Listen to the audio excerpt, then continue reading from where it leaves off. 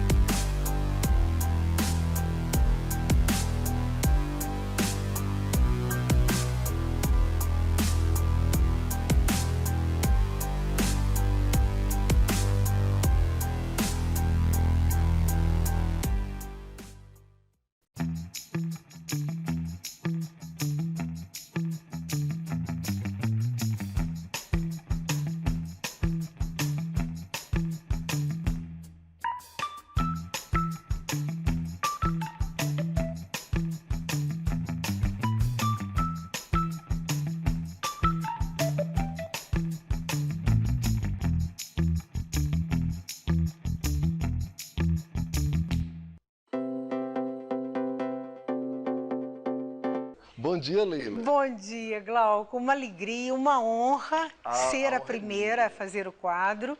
E eu hoje estou muito tranquila, porque eu não tenho que fazer pergunta nenhuma. Pois é. Descanso da entrevistadora. Olha, gente, eu não vou negar que eu fiquei um pouco nervoso em casa, porque entrevistar a Leila com uma abertura do programa realmente é uma grande responsabilidade. Mas, enfim, Leila, eu quero que você fale um pouco da sua vida como jornalista, como é que foi, e esse aprendizado todo, essa experiência que te causou uma grande vivência, né? Como que foi isso? Me fala. Glauco, inicialmente eu não pensava em ser jornalista, tanto que eu fiz o curso de letras primeiro, fui dar aula de português, aula de inglês. Olha, eu tinha o sonho do jornalismo assim meio latente dentro de mim.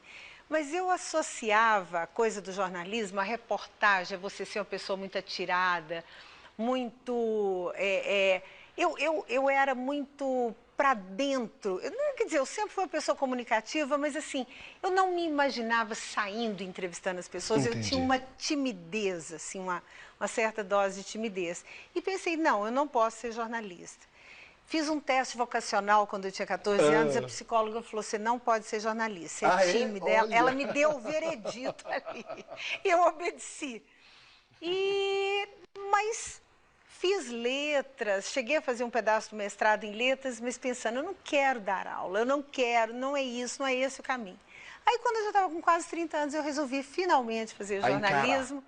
A encarar. Na realidade, eu queria fazer jornalismo impresso, eu nunca pensei em televisão, nunca. Mídia escrita mesmo, né? Mídia escrita. Fui para Brasília, trabalhei um ano no Correio Brasiliense, na editoria de cultura.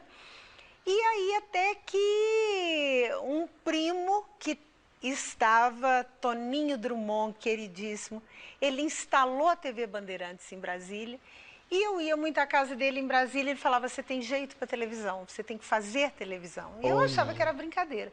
Quando ele foi instalar a Bandeirantes, ele me convocou para fazer um teste. Eu tomei amor pela TV. Que foi um grande sucesso, né, Leila? Foram 10 anos no ar, mais de 1.600 entrevistados. Olha, muita gente. E sobre essa carta da sua mãe, esse último livro seu que você lançou no ano passado, não foi? Foi. Eu achei espetacular. Você demorou quanto tempo para abrir essa carta?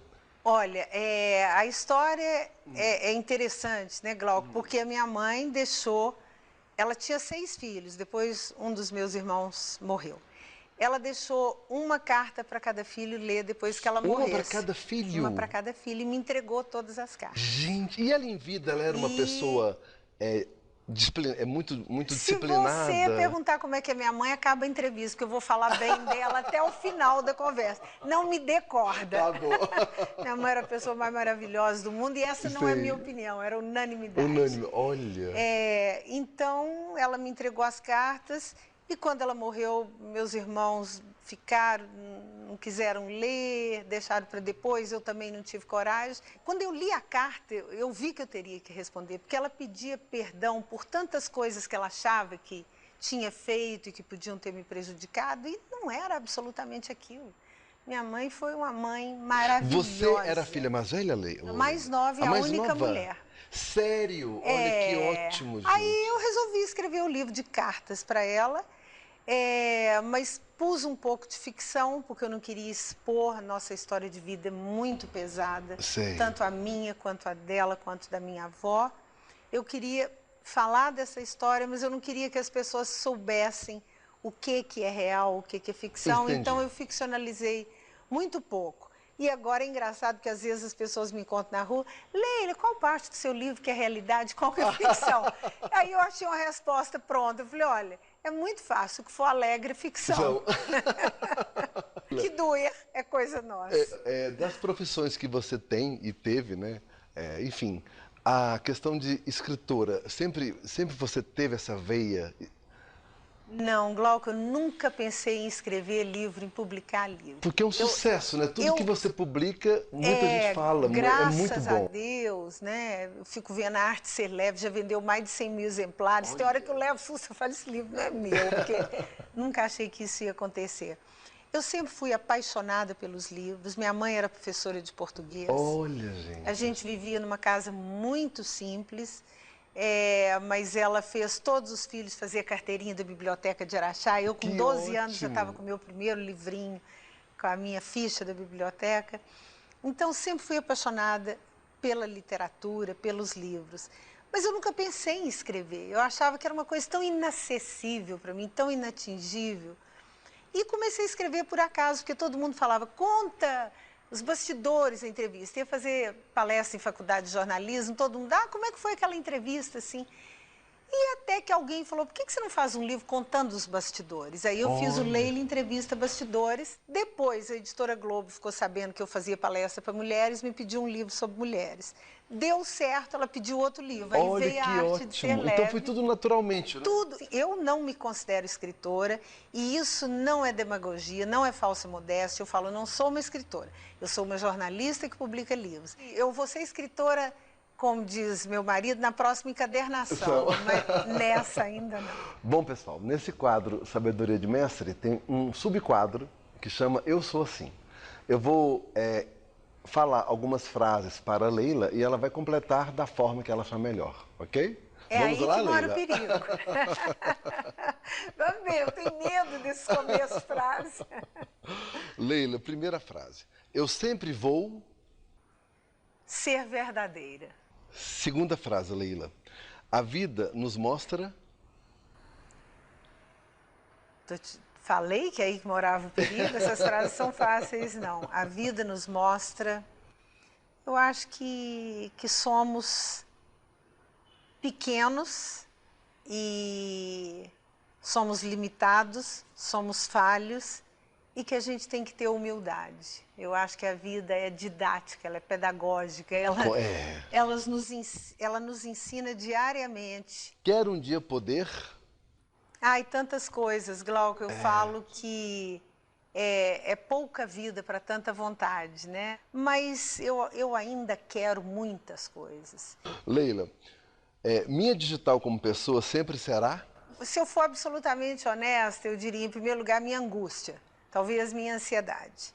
É uma coisa que eu tenho desde criança e as terapias não dão conta. Eu sou uma pessoa profundamente ansiosa e angustiada. Mas, ao mesmo tempo, eu tento misturar isso com uma dose de humor, senso de humor. Na minha casa, nós aprendemos a lidar com as dores brincando. Quero ser lembrada por todos como... Uma pessoa que incomodou pouco. Ou então que incomodou no bom sentido. No bom sentido.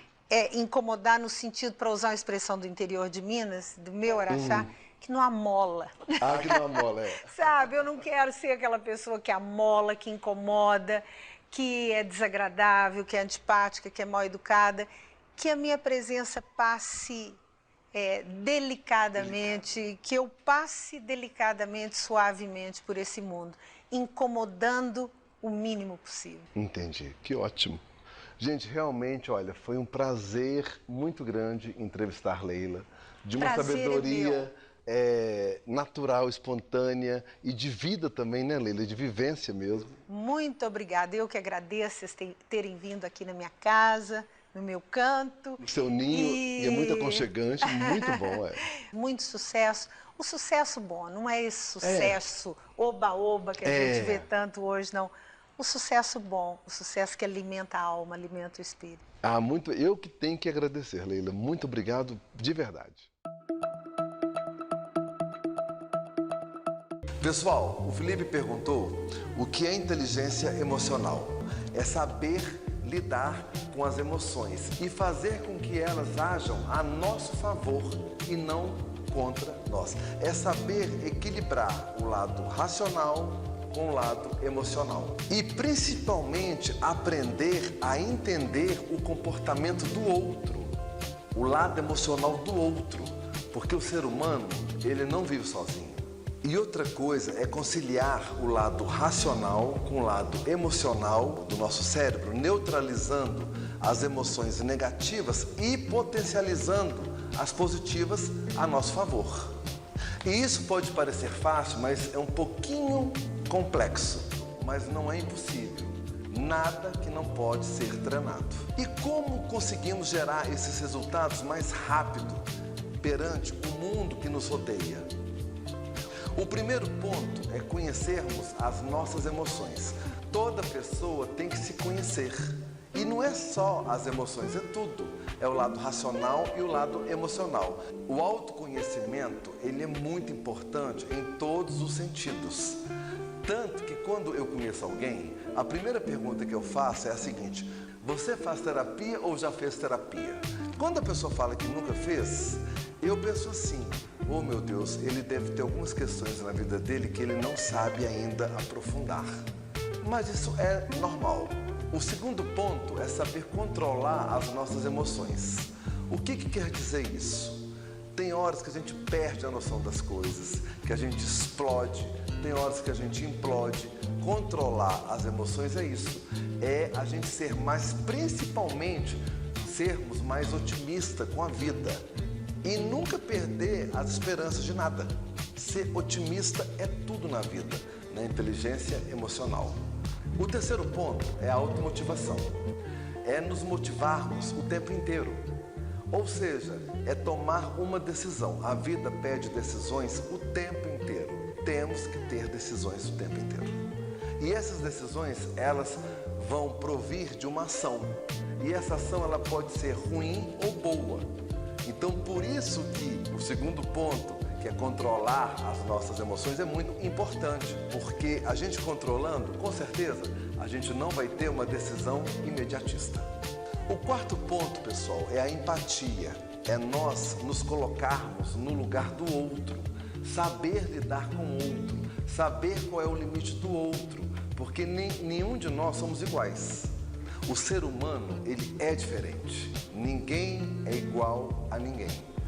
E, principalmente, não ultrapassar o limite do outro.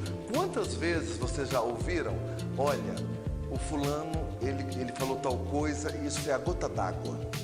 A gota d'água é exatamente isso. É o limite que o outro consegue lidar, a gota d'água.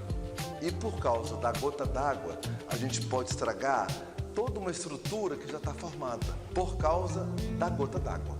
E o quinto ponto é saber relacionar com as pessoas, é o lado social.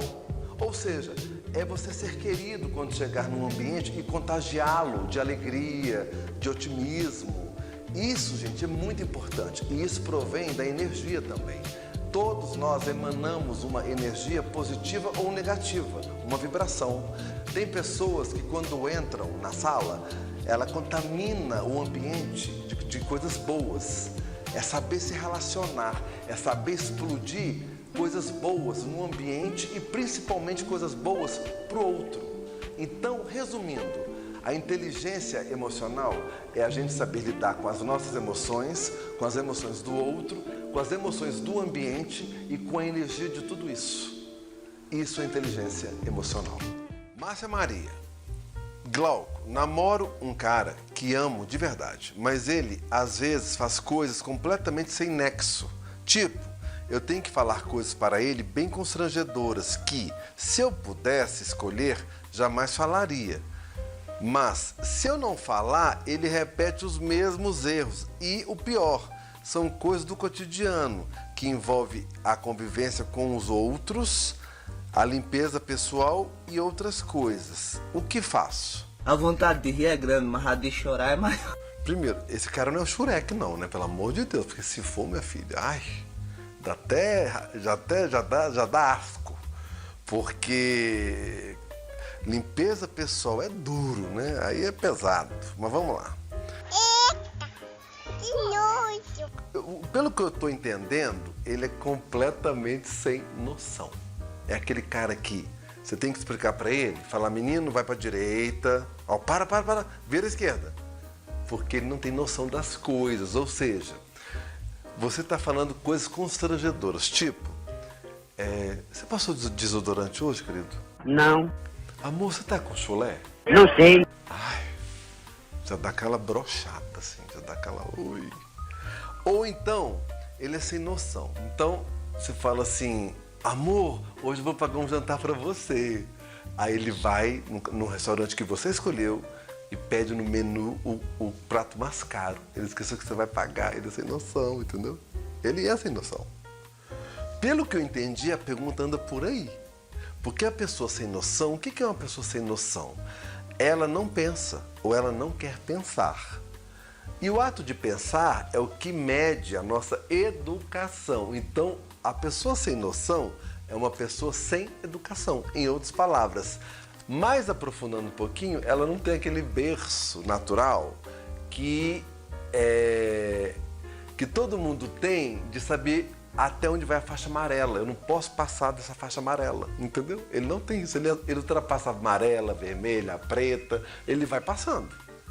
Então, enquanto você não falar para, e tem horas que é chato. É igual eu namorar uma pessoa e virar pra ela e falar assim, ô amor, não defeca na minha frente, eu não sou obrigado a ver isso, né? Bosta, olha a bosta aí, moço. Eu não tenho que falar isso. A pessoa tem que saber que isso não é legal, entendeu? Isso é uma coisa pessoal dela. É igual eu namorar uma pessoa e eu falo, olha, é seu aniversário, vamos comprar um presente? Aí ela sai comigo para comprar o presente e escolhe uma coisa caríssima. Ou seja, ela é sem noção.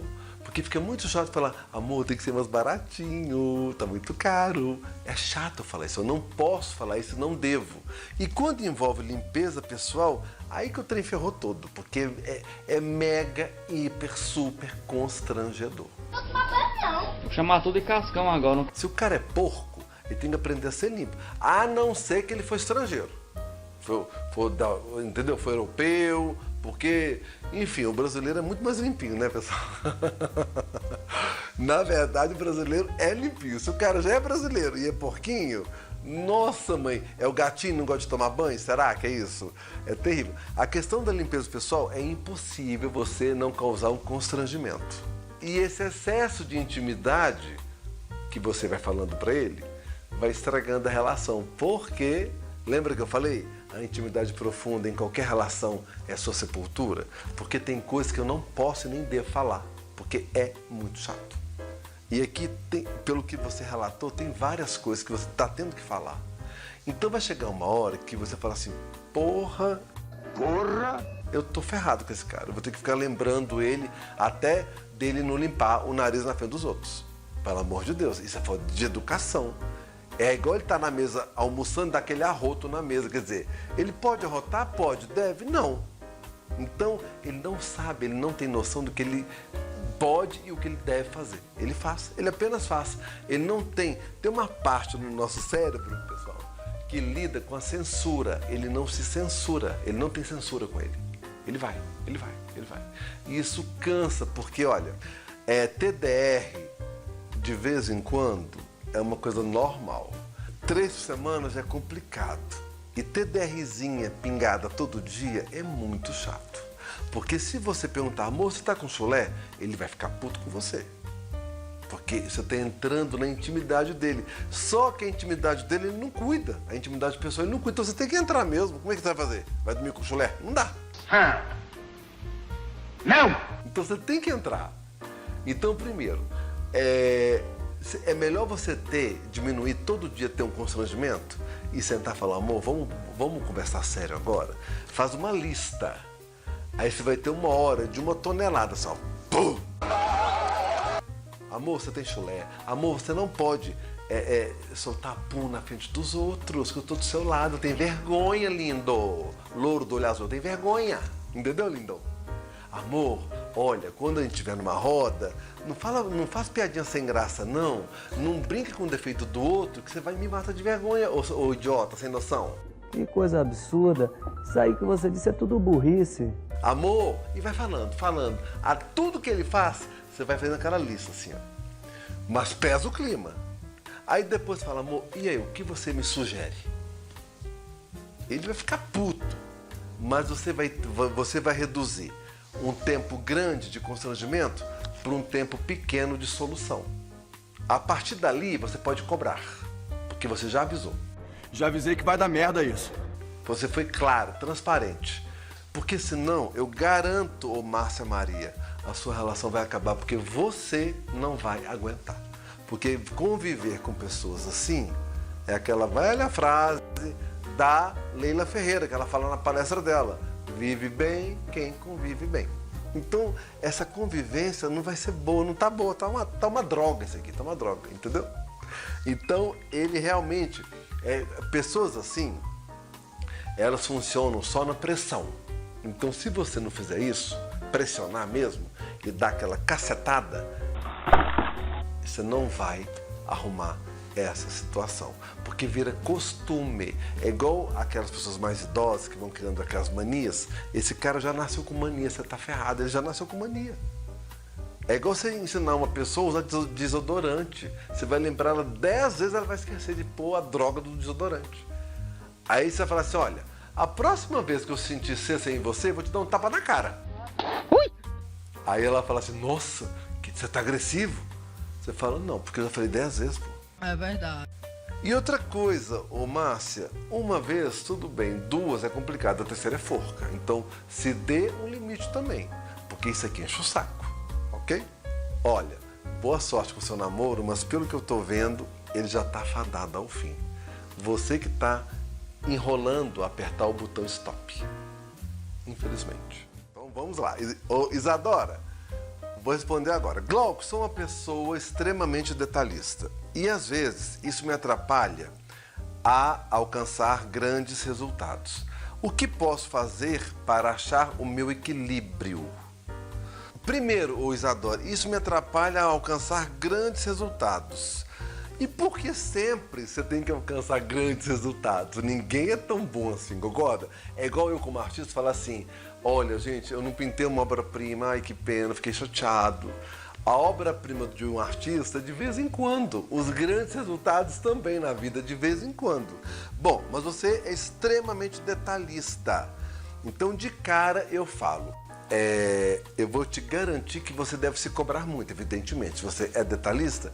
E com isso, a pessoa que se cobra muito, ela sofre muito. Meu Deus do céu! Porque sempre o ser humano é um ser insatisfeito. A vida toda, você sempre vai querer mais de você ou do outro. E se você é detalhista com você, no seu pensamento, no seu psique, quando alguém faz algo que você não goste, você deve olhar e falar assim, nossa, meu Deus, que preguiça. Ai, canseira. Tem demência? Não tô acreditando que ele tá fazendo isso. Ele tá fazendo. Ah, Maria. Você deve cobrar do outro, ou você fala ou você pensa. Porque a pessoa que é detalhista, ela sofre. Ela tá na casa, até na bobagem, ela tá sentada na casa do amigo dela, tá sentada na sala e ela vê um quadro torto na frente dela assim, ó. Enquanto o amigo, quando for no banheiro, for na cozinha, ela vai lá e desentorta o quadro porque isso incomodou ela, porque ela é detalhista. Então, essa coisa do perfeccionismo, se eu fosse falar de signo, né, eu poderia chutar que você era uma virginiana, que o virginiano é bem perfeccionista, ele é bem metódico, assim, é organizado, sabe? Ele se cobra muito.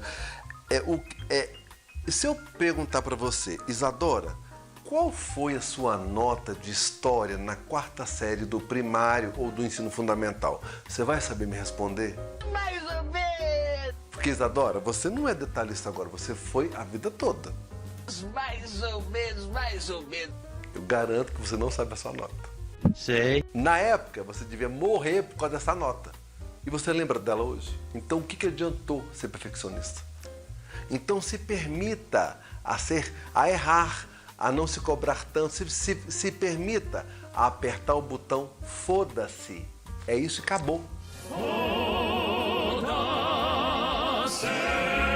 Uma vez eu estava dando aula e uma aluna, eu estava com um problema seríssimo e estava mega preocupado, e eu tinha uma aluna super fútil, aquela madame mais fútil do mundo. E imagina aquela pessoa fútil, mas foi a última a sair da aula. Então, já que sobrou ela, eu falei, é essa que eu vou usar mesmo. Eu queria só desabafar. Eu sabia que eu não tinha nada para escutar ali de bom. Aí eu chamei fulana, ela acendeu um cigarro e ficou assim para mim. E com a mão no queixo, eu falando. E ela com a mão no queixo fumando. E eu falando. Só que eu estava olhando para ela, não olhando, porque eu estava me escutando. Aí eu falei tudo que eu queria, desabafei tudo. Quando eu acabei, aí que eu olhei para ela. Ela estava com o cigarro na mão ainda. Eu falei, porra, o cigarro não acaba nunca. Porra! O meu desabafo foi demorado, entendeu? Aí ela olhou para mim, pôs a mão no queixo, falou, Glauco, tu trouxe a tua carteira? Eu falei, trouxe. Aí ela falou, pega a tua carteira. Aí eu peguei, ela continuou com a mão no queixo. Olha, Glauco, depois de escutar tudo isso que tu falou, eu te aconselho o seguinte, abre a tua carteira e aperta o botão foda-se. A vida é assim. O que não tem solução, solucionado está. Isadora foi a melhor coisa que eu escutei na vida. A pessoa que é perfeccionista, ela fica tão conectada ao ato da ação ou da situação que ela está fazendo, que ela não dá espaço, ela está tão abraçada que ela não dá espaço para a energia circular ali. Então, é bem provável que algo não ocorra como ela queira. Esse é o caso, ô Isadora. Então, o grande conselho que eu te dou, aperta o botão foda-se, que é muito bom. É bom apertar o foda-se às vezes, é bom. A vida tem que ser leve, leve, leve. E quando esse peso ele é muito grande, nós temos o direito de nos distanciarmos para dar espaço para a energia circular, entendeu? Ô Isadora. Então é isso, olha. Primeiro, relaxe mais. O universo, o ritmo, a natureza. É bom a gente fazer a coisa certinho? Com certeza. Devemos fazer sempre certinho. Mas se cobrar demais, você está envelhecendo a cada dia com isso. Porque ninguém vai dar o valor merecido e é uma perda de tempo, não vale a pena. O que quer dizer não vale a pena? É penoso para valer, não vale a pena, entendeu? Ah, agora eu entendi! Agora eu saquei! Então é isso, ô Isadora, relaxa e goza, ok?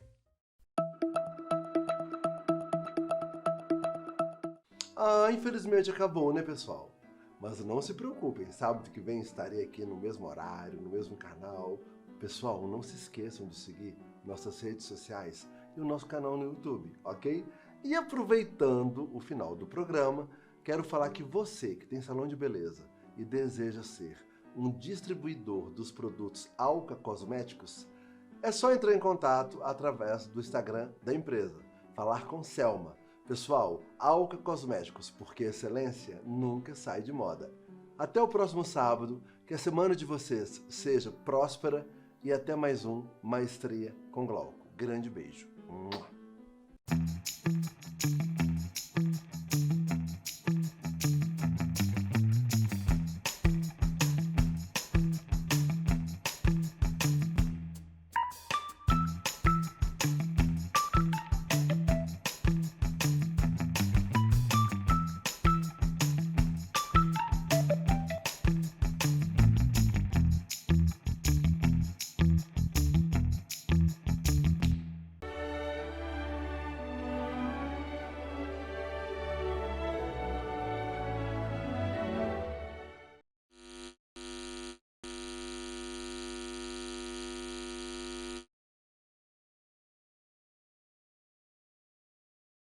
Este programa foi um oferecimento de Gerais Proteção Veicular, Pimenta Severinos e Alka Cosméticos.